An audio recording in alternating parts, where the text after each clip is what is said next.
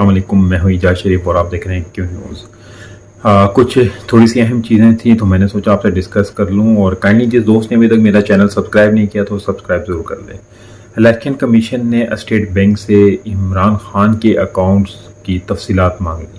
تفصیلات کے مطابق الیکشن کمیشن نے عمران خان کا توشہ خانہ سے لیے گئے تحائف مالی گوشواروں میں ظاہر نہ کرنے والے معاملے پر اسٹیٹ بینک سے عمران خان کے بینک اکاؤنٹس کی تفصیلات مانگ لی ہیں۔ ذرائع کے مطابق الیکشن کمیشن اسٹیٹ بینک سے بینک اکاؤنٹس کا جائزہ لینے کے بعد توشہ خانہ ریفرنس پر اپنا محفوظ فیصلہ سنائے گا۔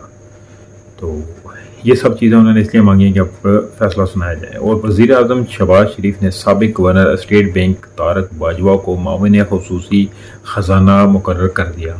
وزیر اعظم شہباز شریف کے کابینہ ارکان کی تعداد بڑھ کر 75 ہو گئی ہے۔ وزیر اعظم کی معاونین خصوصی کی تعداد 29 ہے، جس میں سے 23 معاونین خصوصی کے پاس کوئی قلم دان نہیں۔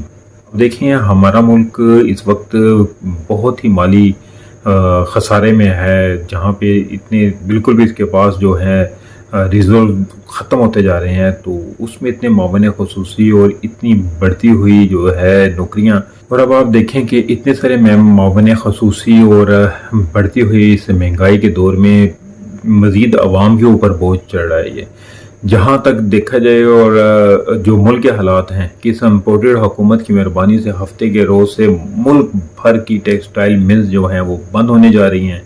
عمران خان دیکھ لیں کہ کرونا کے باوجود پاکستان کی ٹیکسٹائل یا انڈسٹری کو 50 سال کی بلند ترین سطح پر لے کر گئے تھے۔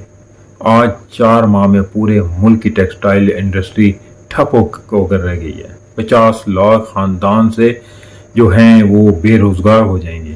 ملک کی تاریخ میں بلند ترین سطح کی مہنگائی کا مقابلہ کرنے کے لیے 50 لاکھ گھرانوں کے پاس جو نوکریاں کا سہارا تھا وہ بھی امپورٹڈ حکومت نے چھین لیا ہے۔ اب یہ ٹیکسٹائل جب بند ہو جائے گی تو اس کی وجہ سے کتنے خاندان جو ہیں وہ روڈ پہ آ جائیں گے اور ان کا کیا بنے گا، کیونکہ آل پاکستان ٹیکسٹائل ملز ایسوسی ایشن کا ملک بھر میں فیکٹریاں بند کرنے کا فیصلہ انہوں نے کر لیا ہے۔ پاکستان اس وقت بیرونی سازش کی جو قیمت چکا رہا ہے۔ ٹیکسٹائل سیکٹر بند ہونے سے لاکھوں لوگ جو ہیں وہ بے روزگار ہو جائیں گے، اور بار بار دعائیں کرتا ہوں میں اپنے اس ملک کے لیے، کیونکہ ہمارا ملک جس قدر اس وقت مشکل میں ہے پہلے کبھی نہیں تھا۔